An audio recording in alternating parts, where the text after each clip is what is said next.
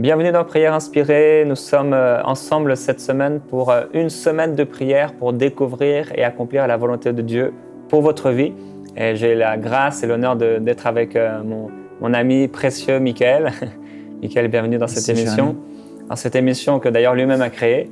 Et il m'a introduit dans cette émission. Je me souviens lorsqu'il m'a parlé de cette vision de Prière Inspirée. C'est venu de lui. Et je ne savais pas trop comment pouvoir entrer dans cette émission. C'était quelque chose de spécial que je n'avais pas encore vu et compris. Mais petit à petit, Dieu m'a ouvert les yeux et j'ai pu entrer dans cette vision de Dieu. Dans la Bible, il y a un passage dans 1 Samuel au chapitre 3. Au verset 1, la Bible dit « Le jeune Samuel était au service de l'Éternel auprès d'Élie. Et la parole de l'Éternel était rare en ce temps-là. Les visions ou encore les révélations n'étaient pas fréquentes. » Et cette semaine, on veut vous parler de découvrir et entrer dans la volonté de Dieu pour votre vie. Et par la grâce de Dieu, il y a bien des années maintenant, quand tu as reçu la vision d'Enseigne-moi, maintenant, ça fait à peu près, je pense, 15 ans, ça a tout changé. Ça a changé nos vies. Ça a changé aussi la vie de milliers de personnes. Et c'est tellement important de comprendre et de connaître d'abord quelle est la vision de Dieu pour ma vie. Et on voit à l'époque de Samuel, les gens étaient là, ils allaient offrir leurs sacrifices, et semaine après semaine, mois après mois, et année après année.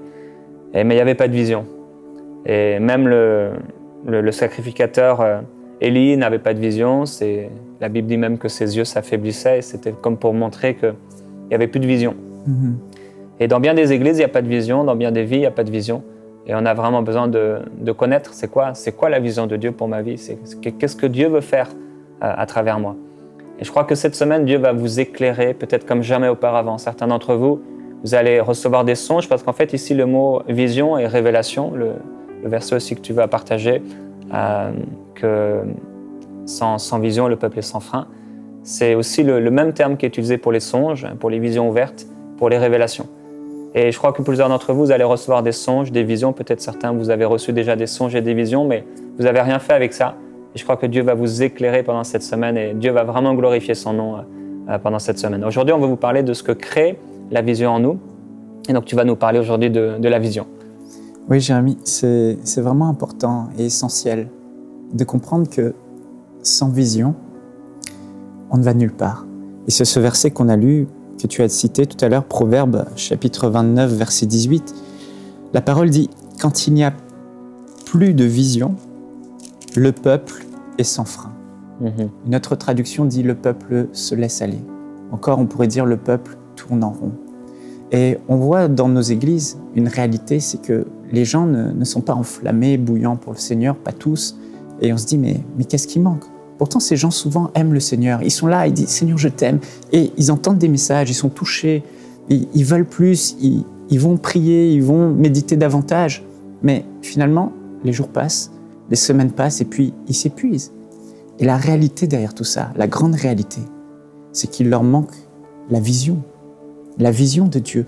Parce que la vision est puissante et c'est Dieu qui l'a voulu comme ça. Quand quelqu'un a une vision, c'est-à-dire un rêve, à accomplir un objectif de vie, à accomplir quelque chose qui fait que, oui, je me lève aujourd'hui pour un but bien précis. J'ai un rêve que je veux réaliser. Il faut absolument que je le réalise. Je suis prêt à mourir pour ça, parce que je ne veux pas mourir sans avoir accompli ce rêve. Tout change dans ta vie. La vision va être le carburant de ta vie. La vision va être une grande source de motivation, même dans ta consécration, même dans ta foi, parce que tu te dis, j'ai besoin de Dieu pour accomplir cette vision. J'ai besoin du Seigneur pour l'avoir se réaliser. Et une grande étude a montré, faite par deux grands docteurs, que la crainte numéro 1 chez les gens, c'est d'avoir mené une vie insignifiante.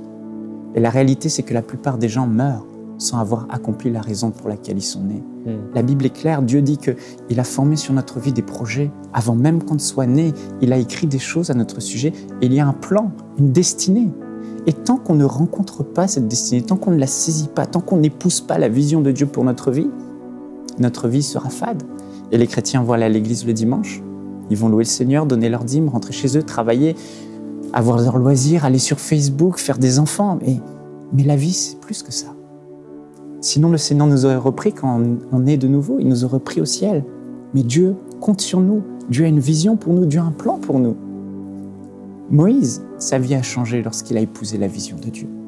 Toute sa vie a changé, sa consécration a changé, sa perception a changé, son agenda a changé, son emploi du temps a changé. Tout change quand la vision vient. Quand j'ai reçu la vision d'enseignement, tout a changé dans ma vie. Quand tu as reçu la vision de Dieu par rapport à ton ministère, tout a changé. Quand l'apôtre Paul a reçu et épousé la vision de Dieu, tout a changé dans sa vie. Quand Jésus, qui est venu sur cette terre, a réalisé le plan de Dieu, a saisi cette vision, je suis là. Parce que le monde est en train de souffrir, le monde est en train d'être perdu, les gens vont en enfer. Le monde est séparé de Dieu. Les gens sont sous l'oppression du diable. Les gens sont malades. Les gens vont pour l'éternité souffrir dans le lac de feu. Mais tu m'as envoyé, Père, pour accomplir ta volonté. Tu n'as voulu ni sacrifice ni offrande, mais tu m'as formé un corps. Alors j'ai dit, voici où Dieu je viens pour faire ta volonté. Dès l'âge de 12 ans, Jésus a saisi sa vision. Et au lieu de jouer à cache-cache avec les autres enfants et de gaspiller son temps, il est resté 3 jours dans le temple. Il était là, ses parents le cherchaient, et il a dit, mais ne savez-vous pas que je dois m'occuper des affaires de mon Père? La vision était permanente dans la vie de Jésus et elle régissait sa vie. Jésus ne se consacrait pas par hasard comme ça, juste pour dire au Seigneur, « Oh Père, je t'aime, Père, tu es mon Dieu, Père, je t'adore. » Il n'allait pas dans le désert passer des nuits blanches à prier juste pour ça. Mais c'était la vision de voir ce peuple être libéré, la vision de descendre de cette montagne après avoir passé une nuit blanche pour dire, « Voici l'Esprit du Seigneur est sur moi, il m'a oint pour libérer les captifs. » Et quand Jésus descendait après avoir prié toute une nuit, c'était pour accomplir la vision qu'il avait, la vision que le Père avait pour lui. Et il guérissait tous les malades. Il libérait tous ceux qui étaient sous l'emprise du diable. Et quand il était à la croix, ce passage dans Hébreux, au chapitre 12, nous dit, au verset 2, « Gardons les yeux fixés sur Jésus, qui nous a ouvert le chemin de la foi et qui la porte à la perfection parce qu'il avait en vue la joie qui lui était réservée. » Cette vision a poussé Jésus à aller au bout de ses forces, à avoir le courage de continuer alors que toute sa chair, tout en lui criait « Non, ne va pas sur la croix ». Mais quand il a vu la joie qui lui était réservée, la joie d'être auprès du Père et de dire « Père, ma vie a compté. Père, on a réussi. Père, j'ai fait quelque chose. Père, ce grand rêve qu'on avait, ça y est, on l'a fait. Les hommes sont libres. Le salut peut être donné à tous les hommes. Mon sang a coulé. » La joie de voir Jérémie le louer un jour, la joie de voir Michaël ne pas aller en enfer brûler. Cette joie qu'il avait, cette vision faisait que Jésus était en feu. Les gens disent, Seigneur, je vais être enflammé pour toi, mais tu ne peux pas brûler pour rien. Tu ne peux pas brûler dans le vide. Il faut un but pour brûler. Il faut du carburant pour brûler. Et la vision est le carburant. La vision est ce carburant. Ce carburant qui a fait que Jésus a été capable de faire ce qu'il ne pouvait pas faire. Jésus est allé au bout. Jésus est allé donner sa vie. Jésus a livré sa vie. Il n'a pas pensé à se marier, à faire des enfants, parce que c'est bien toutes ces choses. Mais Jésus était focalisé. Il avait un rêve, un objectif de vie. Montre-moi quelqu'un qui est en feu pour le Seigneur et je te montrerai quelqu'un qui a une vision. Tu vois comment quelqu'un est hardi, rempli de ferveur, bouillant, actif, changeant ce monde. C'est quelqu'un qui a une vision, qui a saisi la vision de Dieu. Montre-moi quelqu'un qui tourne en rond et je te montrerai quelqu'un qui n'a pas saisi la vision, qui n'a pas de vision. Et on voit dans ce monde, l'histoire est jonchée d'hommes et de femmes qui ont changé ce monde, qui ont accompli de grandes choses ou accompli des choses pour eux, mais des exploits. Et tous ces gens ont une chose en commun. Personne dans ce monde n'a accompli d'exploit sans avoir une vision. C'est la vision qui les a poussés au-delà de leurs limites. C'est la vision qui a fait que leur cœur pleurait pour quelque chose. La vision qui faisait qu'ils se levaient un matin et qui faisait le kilomètre de plus que les autres ne font pas. On voit par exemple, je prends des exemples dans le milieu séculier que tout le monde connaît, Michael Jordan par exemple. Quand il était jeune, son professeur lui a dit jamais devant toute sa classe, tu ne seras jamais un grand joueur de basketball. Quand il est rentré chez lui, cette parole résonnait en lui, il a dit maman, achète-moi un ballon de basket, je vais devenir le plus grand joueur de basket de tous les temps. Une vision a poussé ce jeune homme à se lever à 4 heures du matin tous les matins pendant toute son adolescence qu'il neige, qu'il pleuve, qu'il soit fatigué ou pas, il s'est levé à 4 heures du matin et allait dans ce vieux gymnase où il n'y avait que des rats, et il faisait des rats, des souris, etc. Il disait, et je faisais des paniers pendant 4 heures. Puis je m'habillais, je mettais mon sac à dos et j'allais à l'école. Pendant des années. Ça a fait de lui le plus grand joueur de basketball de tous les temps. Pourquoi? Qu'est-ce qui a créé tout ça? Juste une vision, un rêve de devenir le numéro 1. Mère Teresa, on cite souvent son exemple. Elle a fondé plus de 161 missions dans plus de 123 pays. Elle a laissé tout un héritage derrière. Elle a fait que même des hommes intellectuels, des hommes remplis de science ne pourraient pas faire. Cette femme n'avait rien. C'était une sœur catholique. Qu'est-ce qu'elle avait? Une vision, un fardeau pour les pauvres. Quand elle a vu ces pauvres, son cœur a pleuré. Elle s'est dit, il faut que ma vie compte. Et elle a commencé. Elle avait ce rêve et elle a poursuivi ce rêve. Aider les pauvres, soulager la famine dans le monde. Et ce qu'elle a accompli est extraordinaire. Et j'ai regardé un film récemment avec ma femme. Ça s'appelle Conviction. Et c'est l'histoire de Betty Ann Watser et de Kenneth Watser. Alors cette histoire, elle est extraordinaire, Jérémy. C'est un frère, donc Kenneth Watser. Il s'est retrouvé accusé à tort à perpétuité en prison pour avoir commis un meurtre. Donc il n'avait pas tué cette personne et sa sœur le croyait. Elle connaissait son frère et elle s'est dit, non, c'est un coup monté, mon frère est innocent, c'est une histoire vraie. Et son frère a été condamné à perpétuité en prison, à vie. Et sa sœur s'est dit, bon ben je vais aller remuer le ciel et la terre parce que ma vision, c'est que mon frère qui est innocent soit libéré. Et je vais le libérer, coûte que coûte. Cette femme avait 2 enfants jeunes, je sais pas, peut-être 8, 10 ans. Elle devait travailler pour pourvoir à ses besoins et aux besoins de sa famille. Et les avocats, aucun avocat ne voulait réouvrir ce dossier. Tous pensaient qu'il était coupable. Personne. Elle a eu une vision. Je vais devenir avocate. Je vais reprendre les études pour libérer mon frère. Elle n'avait pas de background intellectuel, elle n'avait pas de formation. Elle devait pourvoir aux besoins de famille. Elle a cumulé un travail pour pourvoir à sa famille et délaissé tout. Et elle a repris les études. Elle est devenue avocate. Elle s'est battue après avoir eu son diplôme et avec les tests ADN qui sont arrivés, elle a pu libérer son frère. Une vision. C'est incroyable ce que la vision peut produire dans un cœur. Alors oui, les chrétiens sont là et se disent, oui, mais je m'enferme et tout, je veux aimer le Seigneur. Et parfois, en fait, ce qui leur manque simplement, c'est la vision. La vision. On peut pas... Mon fils de 4 ans, il va venir et tous les jours me dire, papa, je t'aime, papa, tu es extraordinaire, papa, tu es beau, papa, et rester collé à mes pieds quand il va grandir tout le temps, 20 ans. À un moment donné, je vais lui dire, mon fils, écoute, je sais que tu m'aimes, mais il y a quelque chose d'autre que j'attends de toi.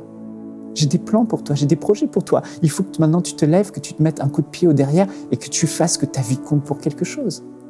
Et souvent, nous, les chrétiens, on s'enferme trop. On est là et on veut brûler pour le Seigneur, mais on ne peut pas vraiment brûler. Ceux qui vont commencer à se dire, bon, bah, je vais me consacrer, je vais m'attacher au Seigneur sans vision, sans but, derrière, sans rêve à accomplir, sans que le rêve de Dieu ne brûle dans leur cœur, finalement, ils vont se décourager. Ils vont vraiment se décourager, ils ne vont pas persévérer. Et ceux qui vont en persévérer, ça va venir des chrétiens qui finalement ne produisent rien. L'apôtre Paul disait dans 1 Corinthiens, au chapitre 9, au verset 23, il dit « Je fais tout à cause de l'Évangile ». Et ça, c'est un homme de vision. Et c'est important qu'on puisse développer une vision et qu'à la maison, vous puissiez développer vraiment cette vision. Et il parlait aussi d'un état d'esprit, un peu avant, dans le chapitre 7, au verset 29. Il dit « Voici ce que je dis, frères, le temps est court, désormais que ceux qui ont une femme soient comme s'ils n'en avaient pas, ceux qui pleurent comme s'ils ne pleuraient pas, ceux qui se réjouissent comme s'ils ne se réjouissaient pas, ceux qui achètent comme s'ils ne possédaient pas, et ceux qui usent du monde comme s'ils n'en usaient réellement pas, car la figure de ce monde passe, or je voudrais que vous soyez sans inquiétude. » Et là on voit une pensée très forte. Il dit « Je ne veux pas que vous soyez partagés. » Il dit « Je ne veux pas que vous soyez cet homme partagé dont Jacques parle. » Et c'est un homme de vision, on peut voir, on a vraiment besoin d'une vision. On a vraiment besoin de quelque chose qui nous booste. Et à la maison, j'espère vraiment de tout mon cœur que ces paroles, ça vient vraiment chercher en vous peut-être ce besoin d'une vision, ce besoin d'accomplir quelque chose. Parce que comme il a été dit, effectivement, Dieu vous a créé avec une vision, un besoin d'accomplir une vision, le besoin d'accomplir quelque chose pour Dieu. Et ce serait tellement triste que vous puissiez continuer comme ça sans accomplir la vision de Dieu. Et on peut voir Moïse, Abraham, ce sont des gens qui ont commencé à servir le Seigneur, entre guillemets, très tard. Donc même si vous êtes vieux, ou vous vous sentez vieux, certaines personnes à 40 ans, ils disaient « il n'y a plus d'espoir pour moi, c'est fini ». C'est encore très jeune. Et on peut encore accomplir beaucoup avec Dieu à 40 ans ou même à 90 ans. On peut faire des choses extraordinaires. Et tu vois, Jérémie, je me dis que la vision, elle est au cœur de tout. Elle est au cœur de notre vie spirituelle, elle est au cœur de notre agenda, au cœur de notre vie. Et tu parlais de l'apôtre Paul, certains diront il est extrême. Il est extrême de dire ça, mais les visionnaires sont tous extrêmes. Jésus était un visionnaire et il était extrême. Que celui qui ne se charge pas de sa croix ne renonce pas à sa vie, celui qui aime plus son père, sa mère, etc., n'est pas digne de moi. Les visionnaires sont des gens qui ont réalisé que la vie, c'est plus que du loisir. La vie, c'est plus que regarder des films. La vie, c'est plus que Facebook. Dieu compte sur moi. Dieu a un projet pour moi. Dieu a une vision pour moi. Et si je suis là, c'est pour l'accomplir. Et je dois faire en sorte que ma vie compte pour accomplir cette vision. La vision touche à notre vie de consécration. Elle la change complètement. Parce que tu sais que tu as besoin de Dieu pour accomplir cette vision. Tu aimes Dieu. Et te donner pour cette vision et te consacrer pour cette vision, ce n'est pas une motivation qui est mauvaise. Parce que c'est la vision de Dieu. C'est pas la tienne, c'est la vision de Dieu. Ça veut dire que tu l'aimes suffisamment pour livrer ta vie, pour obéir et faire ce pourquoi il t'a placé sur cette terre. La vision touche à ta foi. Les gens disent « oui, je veux grandir dans la foi ». Mais comment tu veux grandir dans la foi sans vision? Tu vas faire quoi? Rester enfermé dans ta chambre et lire ta Bible? C'est la vision qui va te pousser dans tes plus grands retranchements et qui va faire que l'amour que tu as pour cette vision, le rêve qui brûle dans ton cœur, parce qu'avec la vision, il y a ce fardeau, on va en parler, mais tu veux tellement que cette vision s'accomplisse.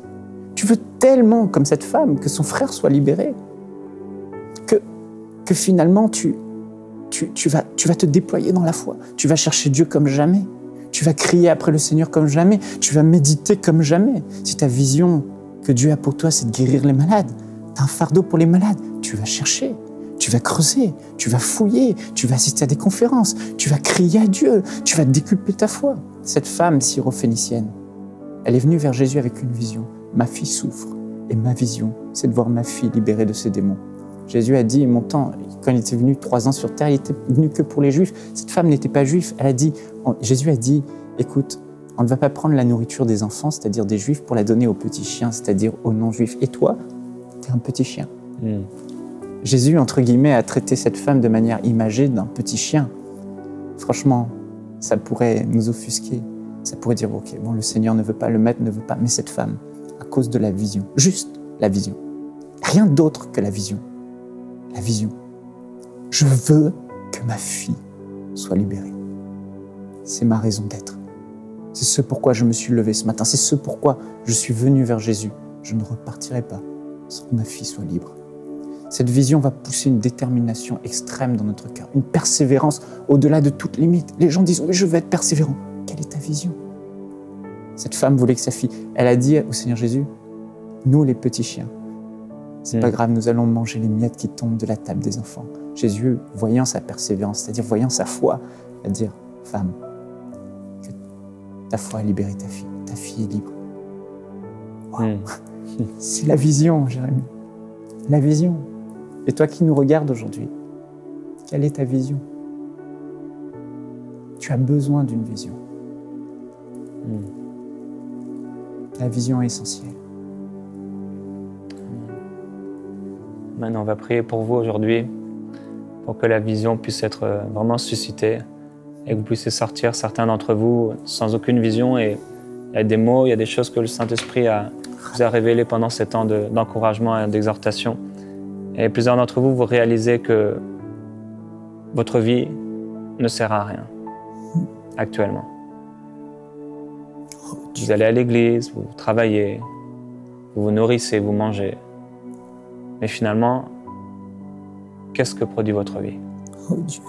Et la volonté du diable, ce serait que vous puissiez tomber en dépression, vous soyez dans un esprit de condamnation et que vous vous sentiez tellement mal que vous imaginez que Dieu vous rejette, mais il ne vous rejette pas. Vous avez simplement besoin de dire « Père, je te demande pardon parce que j'ai vécu sans vision, parce que j'ai manqué de foi, je n'ai pas compris. Mais aujourd'hui, je viens à toi tel que je suis. Je veux vivre pour toi Oui, et Seigneur. connaître la vision que tu as pour ma vie.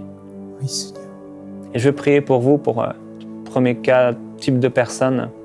Père, je prie pour ces personnes qui réalisent aujourd'hui peut-être pour la première fois que finalement c'est bien d'écouter des prédications à la maison, c'est bien de lire la Bible, c'est bien de faire toutes ces choses, mais tu nous as créés pour plus que cela. Tu ne nous as pas créés pour être un livre dans une étagère, pour être un objet de décoration, pour être un arbre qui est planté mais qui ne porte aucun fruit. Ta parole montre que cet arbre, au bout d'un moment, tu le retranches. Père, je prie pour ces personnes qui aujourd'hui se sentent mal. Certains pleurent maintenant parce qu'ils se sentent tellement désespérés. Ils réalisent que leur vie, c'est comme si, entre guillemets, elle ne servait à rien. Oh Dieu. Père, nous prions que maintenant même, Alléluia. une vision soit suscitée en eux. Amen. Tu es l'esprit de révélation, Seigneur. Saint-Esprit. Esprit de révélation. Saint-Esprit. Esprit de vision. C'est toi qui ouvres les yeux des cœurs. Tu ouvres les yeux de ton peuple et de cette personne qui écoute maintenant. Et tu es capable de produire en elle, en lui, le vouloir et le faire selon ton bon plaisir. C'est toi, Père, qui crée la vision. Alléluia. C'est toi qui nourris la vision. C'est toi et c'est du ciel que vient la vision. Cela ne viendra pas de nous. C'est le don gratuit de Dieu. De la même façon que tu nous as sauvés. De la même façon que tu as envoyé Jésus pour mourir pour notre salut. De la même façon, tu avais écrit à l'avance des œuvres bonnes afin qu'on y marche. Père, au nom de Jésus-Christ, Alléluia. que cette personne puisse faire un songe, qu'elle puisse avoir une vision, qu'elle puisse dans tous les cas recevoir une révélation Alléluia. qui ouvre ses yeux et qui change sa vie à tout jamais. Je prie pour un esprit de révélation afin qu'il connaisse quelle est ta volonté et qu'elle cesse ou qu'il cesse de toujours avoir mille et une excuses pour ne pas avancer. Père, rien ne pourra nous empêcher d'accomplir la vision si on se cache en toi. Que ta présence couvre cette personne. Que ton amour l'inonde encore, Seigneur. Afin qu'elle ne soit pas dans un esprit de condamnation, mais qu'elle puisse découvrir que la foi et que la joie viennent maintenant en elle. Parce que ses yeux s'ouvrent comme jamais auparavant. Alléluia.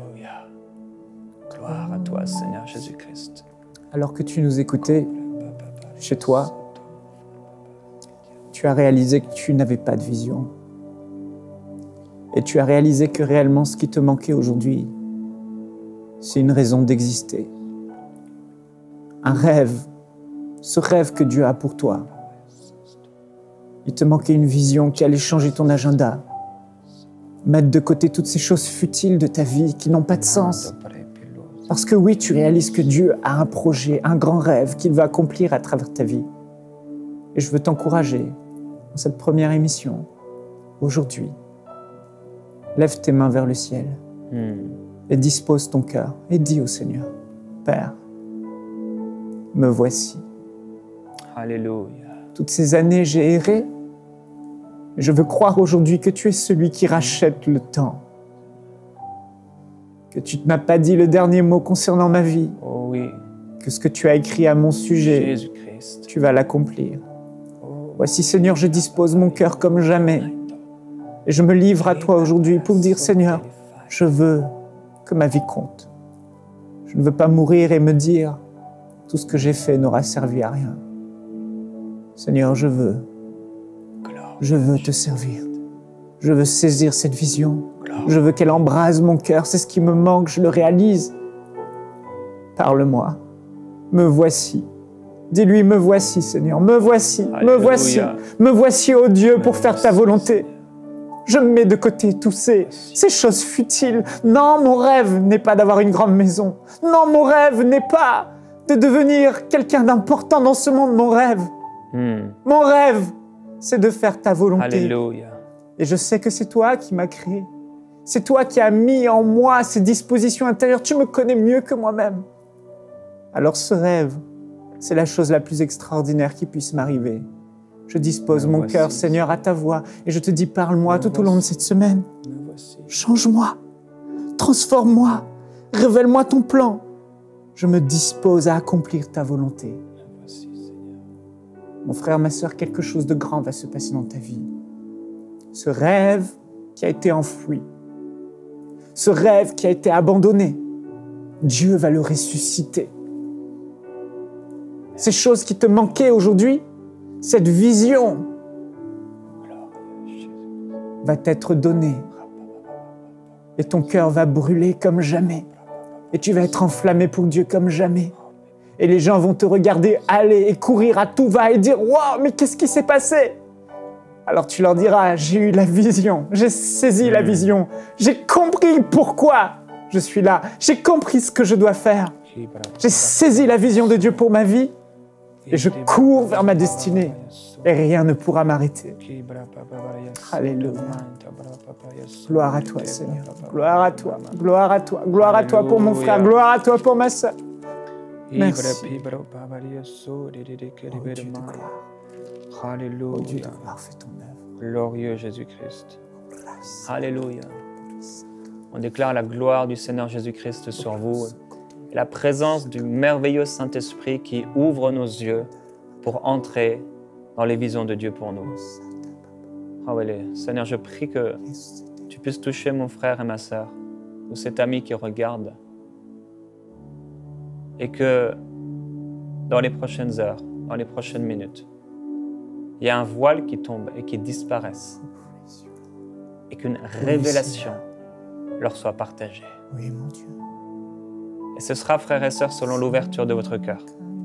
Si vraiment vous êtes prêts à accomplir la volonté de Dieu, il va vous parler. Et je voudrais terminer avec ce passage de 1 Timothée au chapitre 1, au verset 18. Paul parle à Timothée et dit « Voici la recommandation que je t'adresse, Timothée, mon enfant, selon les prophéties faites à ton sujet, c'est que d'après elles, tu combattes le bon combat. » Et on prie avec Michael que pendant toute cette semaine, vous puissiez combattre le bon combat de la foi d'après la vision de Dieu. Et cette vision, elle va vous être révélée. Pendant cette semaine, on va continuer avec Michael à vous partager la vision de Dieu, à susciter par le Saint-Esprit cette vision et ce feu pour le royaume de Dieu. On parlera aussi demain du fardeau de Dieu. On vous dit à demain dans Prière Inspirée. Envoyez-nous vos sujets de prière à prière@enseigne-moi.com.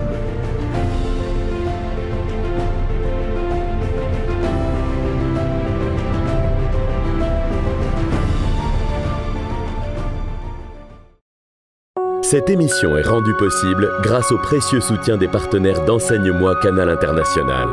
Retrouvez tous nos programmes sur emcitv.com.